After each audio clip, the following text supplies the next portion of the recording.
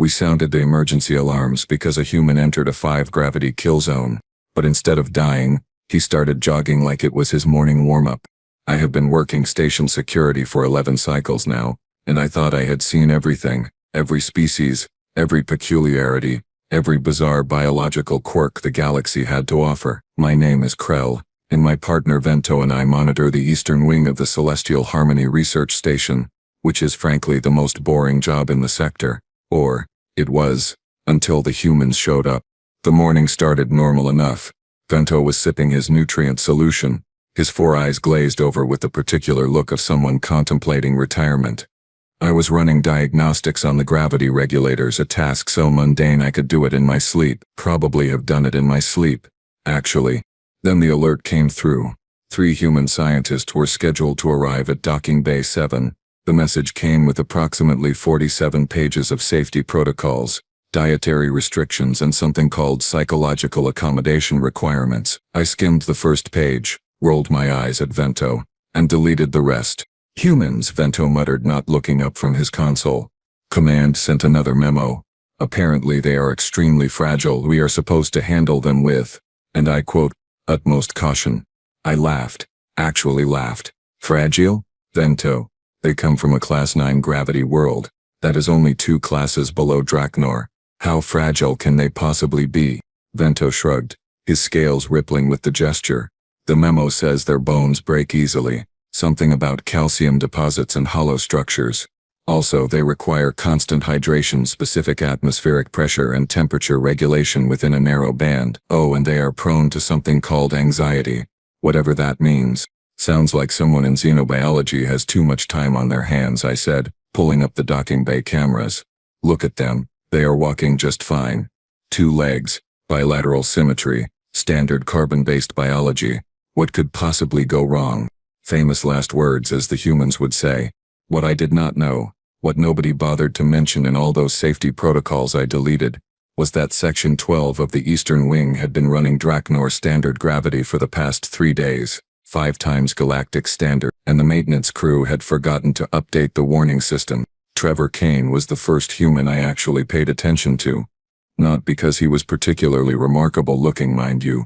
Average height for his species, brown hair that stuck up in odd directions, and wearing what appeared to be standard issue research attire. No, I noticed Trevor because he took a wrong turn at Junction 42 and headed straight into Section 12. Section 12. Where the gravity was still set to Draknor levels. I sat up so fast I nearly spilled my own nutrient drink. Vento, human in Section 12. Vento's eyes all focused on his screen simultaneously. A neat trick that still unnerved me after 3 years of partnership. Oh no. Oh, that is bad. That is very, very bad. He is going to be crushed. His fragile bone structure cannot possibly. We both watched the monitor, waiting for the inevitable collapse. Humans were supposed to be delicate, right? Their bones were practically hollow, according to the reports. 5 times normal gravity should have flattened him like a Plexian pancake the moment he crossed the threshold. Trevor stumbled slightly as he entered the section. See? There it was. The beginning of the end. He was going down, and we were going to have to file approximately 900 incident reports, and Command was going to have our hides mounted on the wall as a warning to future security officers who deleted safety protocols. But Trevor did not collapse. He steadied himself, rolled his shoulders in a circular motion that made several vertebrae crack audibly over the audio feed, and then, I swear on my ancestors, he smiled. Huh, Trevor said to himself, his voice picking up clearly on the monitors. Gravity feels a bit off in here. Good workout opportunity though. And then he started jogging. Not walking. Not crawling. Not desperately clawing his way back to normal gravity while his skeleton compressed into powder. Jogging. At a steady pace, his feet hitting the deck plating with rhythmic thuds that registered on the seismic sensors. I stared at the monitor. Vento stared at the monitor. The 3 other security officers who had wandered over to watch the gruesome human death also stared at the monitor. Is he? Vento started. Yes, I said. But he should not be. I know. The gravity is 5 times. I know. Trevor jogged past camera 3, then camera 4. He was not even breathing hard. Well, he was breathing harder than normal, obviously, but he was not dying. His face had turned slightly red, and there was moisture forming on his forehead, but he just kept going, 1 foot in front of the other, arms pumping at his sides, like this was completely normal. Should we stop him? One of the other officers asked. That snapped me out of my stupor. Yes. Sound the alarm. Get medical down here. That human is going to kill himself, and I am not explaining this to command. I slammed my manipulator down on the emergency response button so hard the console cracked. Alarms blared throughout the eastern wing, the kind of ear-splitting wail reserved for hull breaches, radiation leaks, and apparently suicidal humans jogging in extreme gravity. Medical emergency. Section 12. We have a human in 5 times standard gravity. Repeat, human in critical danger. Section 12. I was shouting into the comm system, probably loud enough that half the station heard me without the benefit of speakers. Vento was already pulling up the emergency medical roster. Dr. Plinks is on duty, dispatching her team now. Estimated arrival time 4 minutes. 4 minutes. This human would be a puddle of organic matter in 4 minutes. My comm unit exploded with chatter. First the medical team confirming deployment. Then maintenance asking what idiot had entered Section 12 without checking the gravity warnings. Then, and this was the worst part, Station Commander Thorvus himself. Krell, this is Thorvus. Report. Now. Commander Thorvus was a Vaxillian, which meant he stood nearly 3 meters tall, had mandibles that could cut through hull plating, and possessed exactly zero tolerance for nonsense. I had spent 11 cycles avoiding his direct attention. That streak just ended spectacularly. Commander, we have a human who entered Section 12 approximately 90 seconds ago. He is currently, jogging, sir. There was a long pause. Repeat that last part, Officer Krell. The human is jogging, sir, in 5 times standard gravity. He has not collapsed yet. Another pause, longer this time. I could practically hear the commander's mandibles grinding together. Get him out of there, immediately, and open a comm channel to him. If he is still conscious, we need to tell him to stop moving before his circulatory system fails. Right, comm channel. I should have thought of that. I frantically pulled up Trevor's personal comm code and activated the link. Attention human scientist Trevor Kane. This is station security. You are in a high gravity zone. Please stop all movement and remain stationary. Medical assistance is on the way. Repeat, stop moving immediately. There was a crackling sound. Then Trevor's voice came through. Slightly breathless but altogether too cheerful for someone who should be dying. Oh, hey there. Yeah, I noticed the gravity was a bit higher in this section. No worries though. It is actually kind of nice. Been sitting at a desk all morning, so this is a good chance to get my heart rate up. Do you guys have a gym on this station? 'Cause if the equipment can handle this kind of gravity, I would love to. Stop jogging. I may have screamed that part. What? Why, I am just doing a light warm-up. Seriously, this is nothing. Back on Earth I do 10 kilometers every morning before breakfast. Well, okay, 5 times gravity is a bit much for a full run, but a few laps around this section should be fine. Hey, how big is this area anyway? The signage is a bit confusing. Vento had gone completely still, all 4 eyes fixed on the monitor in what I recognized as existential shock. On screen, Trevor waved at camera 5 as he jogged past, apparently having spotted the security lens. He thinks this is light exercise, Vento whispered. Krell, he thinks 5 times gravity is light exercise. Medical team is 1 minute out, another officer reported, her voice shaking. Commander Thorvus is on his way to the monitoring room. Oh, fantastic. Just fantastic. On the monitor, Trevor kept jogging, his pace steady and even. He had started humming something. A human song, probably, because apparently having enough oxygen to hum while jogging in crushing gravity was just a normal Tuesday for these lunatics. Dr. Plinks and her team arrived in full exosuits, the kind we use for extreme environment rescues. Each suit was powered by triple redundant servo systems designed to help the wearer move in up to 6 times standard gravity. They looked like armored behemoths as they assembled at the Section 12 entrance, running final checks on their equipment. Remember, Dr. Plinks was saying over the comm, her voice tight with professional concern. The human will likely be unconscious. His bones may have already fractured. We extract him as gently as possible and get him to medical. No sudden movements. I watched on the monitor as the medical team crossed the threshold into Section 12. The moment they entered the high-gravity zone, their movements became sluggish, labored. Even with the exosuits, they were fighting against 5 times their normal weight. Each step looked like it required monumental effort. Dr. Plinks, a Quilarian with 6 limbs and usually graceful movements, was moving like she was wading through construction foam. Visual on the human, she reported, her breathing already heavy. Wait, he is still upright. How is he still upright? Trevor had stopped jogging and was now staring at the medical team with obvious confusion. Oh, hello. Are you folks okay? Those suits look really heavy. Do you need some help? Do we need help? Dr. Plinks repeated, her voice climbing an octave. Sir, you are the one in mortal danger. Please, hold still. We are here to rescue you. Trevor tilted his head, which should have been impossible given that his neck was supporting 5 times the normal weight of his skull. Rescue me? From what? The gravity?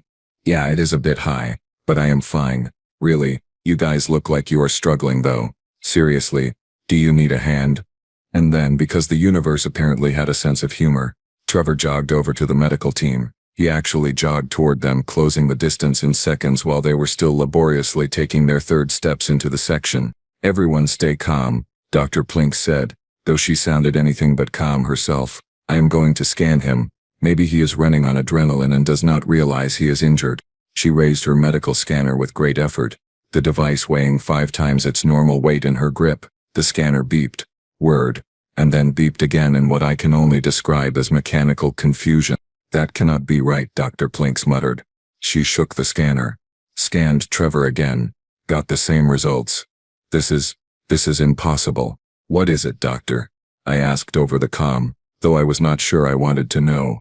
His bone density, she said slowly. His reading is comparable to reinforced composite materials. His muscle tissue is compressing and releasing under the gravity load like hydraulic pistons. And his cardiovascular system, by the ancestors. His heart is pumping with enough force to supply blood to his brain against 5 times normal pressure. The organ should have ruptured by now. I work out, Trevor offered helpfully. And humans kind of evolved in high gravity, so we are built pretty sturdy. Is this about the safety protocols? Because I did read the station manual, but it did not say anything about gravity zones. Also, are you sure you guys are okay? Your breathing sounds really labored. One of the medical technicians, a young Flenxian on his first emergency call, made a sound somewhere between a laugh and a sob. He is asking if we are okay. We are in powered exosuits, and he is asking if we need medical attention. Dr. Plinks attempted to move closer to Trevor, but her exosuit servo whined in protest. Sir, Trevor, I need you to listen very carefully. You need to exit this section immediately. The gravity here is 5 times galactic standard. It is not safe for you. Trevor looked around the section, then back at the struggling medical team. Okay, sure, but do you guys want to head out first? Because no offense, but you look like you are about to collapse, and I am pretty sure I can move faster if you need me to get help or something. He was right. He absolutely could move faster. In fact, he could probably carry all 5 of them out while jogging, and that thought was somehow more terrifying than anything else that had happened in the last 5 minutes. Getting Trevor out of Section 12 was easier than getting the medical team out. He walked ahead at a casual pace while the exo-suited rescue team labored behind him, servo motors whining with every step. By the time everyone reached normal gravity, Dr. Plinks looked like she had aged several cycles, and Trevor looked like he had enjoyed a pleasant stroll. The medical bay examination room was packed. Dr. Plinks, her entire staff, Commander Thorvas, Vento, myself, and about 6 other personnel who had found excuses to be there. We all stared at Trevor like he was some kind of physics-defying anomaly, which, to be fair, he was. Trevor sat on the examination table, legs dangling off the edge, looking confused by all the attention. So, am I in trouble? Because I really did not see any warning signs. I thought maybe it was just a different section with adjustable gravity for, I do not know, equipment testing or something. Dr. Plinks had her scanner out again, running it over Trevor for the 5th time.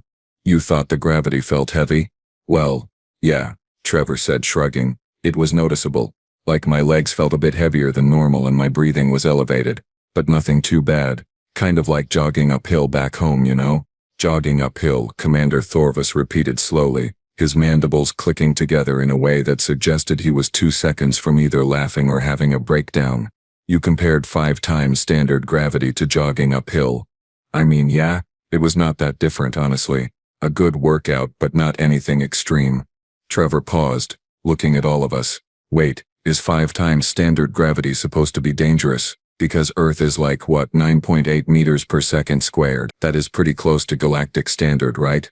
So 5 times that is only about 50 meters per second squared. That is high, sure, but not crush your bones high. Vento made a choking sound. Only 50 meters per second squared. He said only. What do you normally do for exercise, Trevor? Dr. Plinks asked, her voice very carefully controlled. On Earth, I mean. Walk me through a typical workout routine. Trevor brightened up, apparently happy to discuss something familiar. Oh, sure. So, I usually wake up around 6 in the morning and do a 10-kilometer run. Nothing crazy, just to get the blood flowing. Takes me about 45 minutes. Then I hit the gym for some weight training, bench press, squats, deadlifts, the usual. I am not a serious lifter or anything, just enough to stay healthy, maybe an hour of that. Then I cool down with some calisthenics, push-ups, pull-ups, that kind of thing. The room had gone completely silent. You do this every day? Dr. Plinks asked weakly. Well, most days. I take Sundays off. Recovery is important, you know? Oh, and sometimes I mix it up with rock climbing or swimming. Depends on the weather. Rock climbing, I said, finding my voice finally. You climb rocks. For fun. In Earth gravity. Yeah. It is a great full-body workout. You should try it sometime. Oh wait, would that even work for you guys? I guess your species might not have the grip strength. No offense. No offense. This human just casually mentioned that his idea of a light warm-up jog was something that would hospitalize most species in the galaxy, and he was worried about offending us regarding grip strength. Commander Thorvus rubbed his face with one large manipulator. Dr. Plinks, what exactly are human baseline physical capabilities? Dr. Plinks pulled up a data file on her console, scanned through it, and then closed it again. According to the xenobiology database, humans evolved as pursuit predators on a high-gravity world. With elevated oxygen levels and extreme environmental variability, they have disproportionate endurance, regenerative capabilities, and structural resilience compared to most spacefaring species. In short, Commander, they are terrifying. I prefer the term adaptable, Trevor offered cheerfully. Commander Thorvus dismissed Trevor with strict instructions to stay in clearly marked standard gravity zones, which Trevor agreed to with the kind of cheerful obedience that somehow made everything worse. Once the human left, the commander turned to Vento and me with an expression that suggested our careers were about to get very interesting. Formal incident report, he said flatly. Everything. I want every detail documented, time-stamped and filed with station administration within the hour. I groaned internally but pulled up the reporting interface. Sir, technically speaking, no actual harm occurred. The human is fine. Better than fine, actually. Should this really be classified as an incident? Krull, a human just jogged in 5 times standard gravity and then offered to help the medical team in exosuits. If that does not qualify as an incident, I do not know what does. Commander Thorvus settled his bulk into a reinforced chair that creaked under his weight. The question we need to answer is whether the human was the safety hazard or if our station is insufficiently prepared for human occupancy. Vento looked up from his console where he was reviewing security footage. Commander, I think we need to seriously consider the second option. I have been pulling records from the past 2 days since the humans arrived. There have been, several other incidents. Define several, Thorvus said. 17. Vento pulled up a list. The human named Dr. Rachel Okoye accidentally broke 3 door panels because she, quote, pulled too hard when they did not open fast enough. Another human, Jason Reeves, sent 4 Plexians to medical after what he described as friendly shoulder pats. And there was an incident in the cafeteria where a human named Lisa Park bit through a standard eating utensil because, and I quote again, the food was tougher than expected. I stared at the list. They have been here for 2 days. How did we not know about this? The incidents were filed under equipment malfunction and minor medical events, Vento explained. Nobody connected them to human baseline strength until now. Commander Thorvus was pulling up files on his own console, his mandibles working in agitation. Earth's planetary classification. Let me see. Class 9 gravity world, check. Oxygen-rich atmosphere with partial pressure sufficient to support combustion, check. Extreme axial tilt, causing severe seasonal variation, check. Tectonic activity, active weather systems including electrical storms, temperature ranges from -80 to +50 Celsius, depending on location. He trailed off, scrolling further. This planet is classified as a death world. How did humans become the dominant species on a death world? By being more dangerous than everything else on it apparently, I muttered, typing up my section of the report.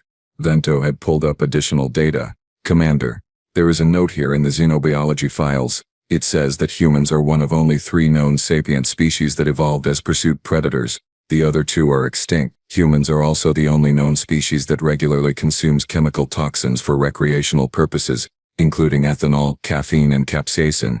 They poison themselves for fun, I asked. Apparently it makes them feel good, Vento said, his voice hollow. There is also a note that humans have a saying, if it does not kill me, it makes me stronger. They treat adversity as exercise, Krell. They literally get stronger from things that almost kill them. Commander Thorvus closed his data files and looked at both of us. New station policy. Effective immediately. All sections will be clearly marked with gravity ratings and human accessibility warnings. Structural elements will be reinforced in human-occupied areas, and we are filing a formal safety complaint with the Galactic Station Standards Committee. A complaint about what exactly? I asked, though I had a sinking feeling I knew.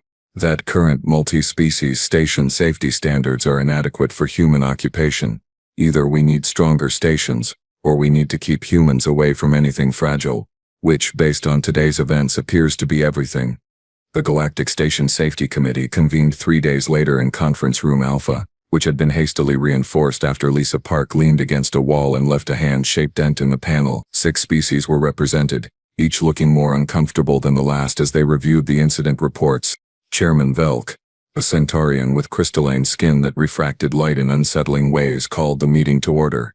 We are here to discuss the human integration issue.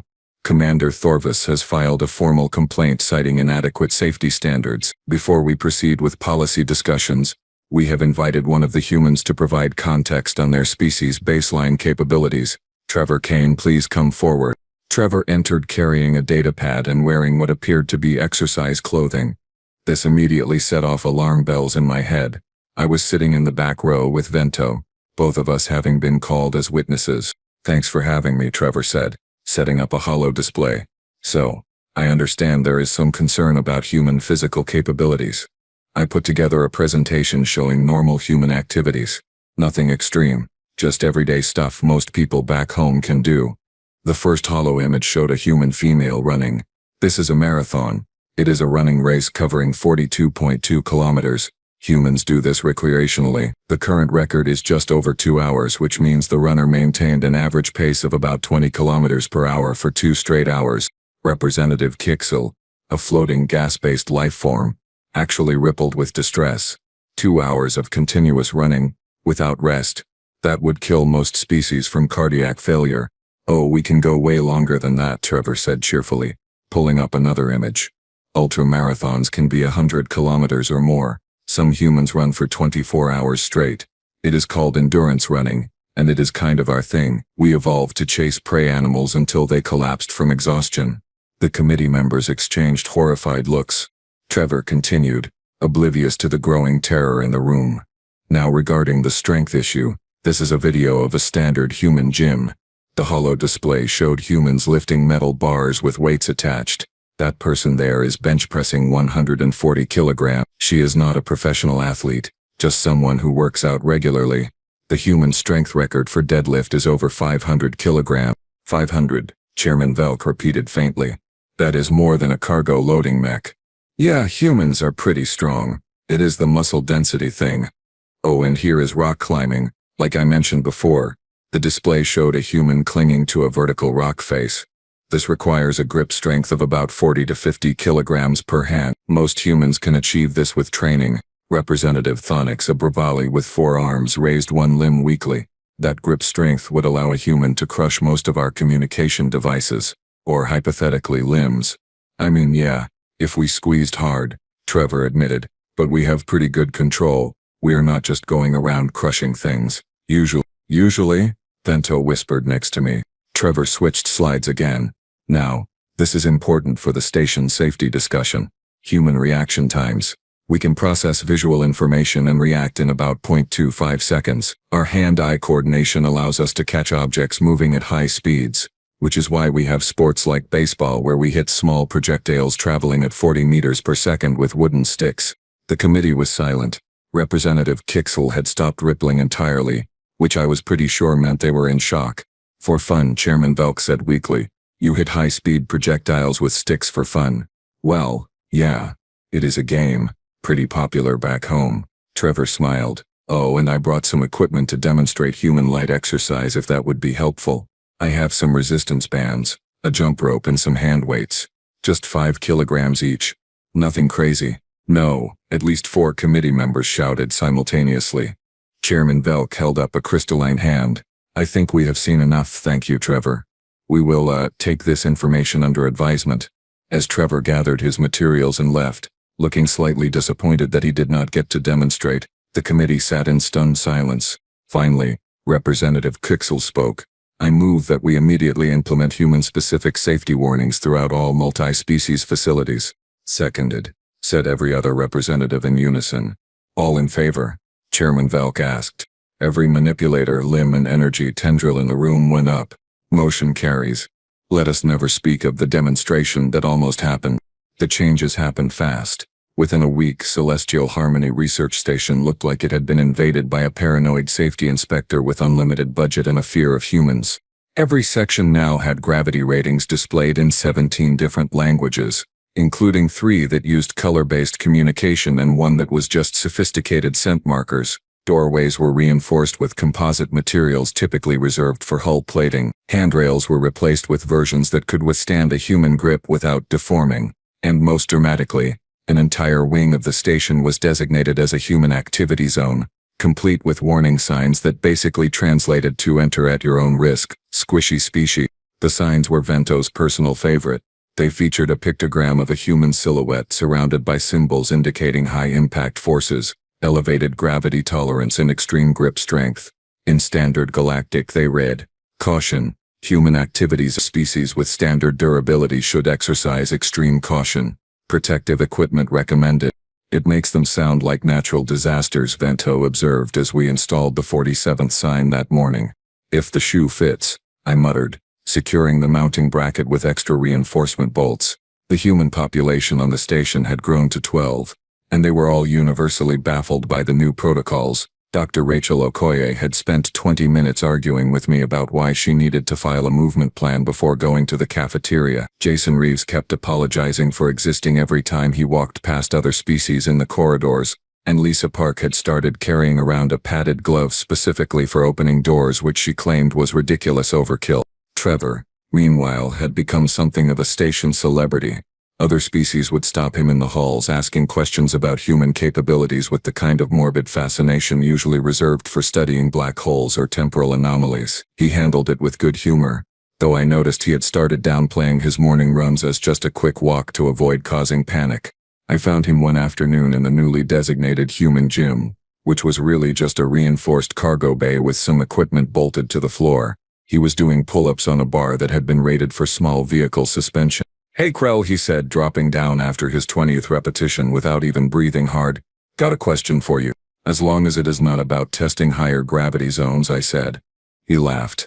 No, I learned my lesson. I was just curious.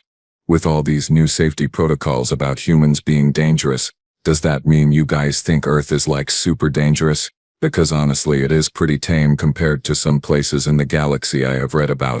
I stared at him. Trevor, your planet has weather systems that can level cities, tectonic activity that reshapes continents, predators that can kill humans despite your ridiculous durability. How is that tame? Well, yeah, but we have warning systems for the weather, building codes for earthquakes, and most of the really dangerous predators are extinct or endangered now because, humans, he shrugged. Besides, Earth does not have things like radiation storms or methane oceans or those planets where it rains sulfuric acid. Now those places are dangerous. Those planets are uninhabited death worlds, Vento pointed out, having wandered in during the conversation. They are dangerous specifically because no one can live there. Right, but imagine if someone did, Trevor said enthusiastically. What kind of crazy adaptations would they need? Compared to that, humans are basically normal. Vento and I looked at each other. This was the perspective problem in a nutshell. Humans measured danger against theoretical nightmare scenarios, so their actual nightmare reality seemed reasonable to them. Trevor, I said slowly, What do humans consider actually dangerous? He thought about it for a moment. I mean really dangerous. Probably stuff like hard vacuum lethal radiation, extreme temperatures beyond our survival range. You know, things that can actually kill us quickly. Oh, and administrative paperwork. That stuff is brutal. Paperwork, I repeated. Yeah, have you ever had to file a tax return? Terrifying. And that was when I truly understood the human problem. They had been shaped by a world so hostile that they measured danger on a scale that started at immediately lethal and went up from there. Everything else was just inconvenient. 2 months later, I was in the monitoring room when an alert came through. Hull breach in Section 7, caused by a micrometeorite impact. Atmosphere venting, pressure dropping fast. Emergency crews were scrambling. Then Trevor's voice came over the comm. Hey, security, I am in Section 7. I can see the breach. Give me a second. I will just plug it with the emergency seal kit until the repair team gets here. Trevor, get out of there, I shouted. The pressure. Yeah, I know. Holding my breath. Done this before in training. No big deal. On the monitor, I watched Trevor calmly cross the depressurizing section, slap an emergency patch over the breach, and then walk back to the sealed door, all in about 90 seconds. When he emerged into normal atmosphere, he took a deep breath and gave the camera a thumbs up. All good. You guys might want to check the hull integrity sensors in that area though. They did not catch that impact until after the breach. Vento looked at me. I looked at Vento. I am adding a new line to the safety protocols, I said, which is, in the event of catastrophic emergency, locate nearest human. They will probably fix it before emergency services arrive. Vento considered this. That is actually solid advice. And really, what more was there to say? Humans had been on the station for 3 months and they had gone from being classified as fragile curiosities to being our unofficial emergency response team. Not because we asked them to, but because apparently, life-threatening station failures were just light exercise compared to a Tuesday morning on Earth. I never did delete those safety protocols again. Turned out, they were just warning us about the wrong things.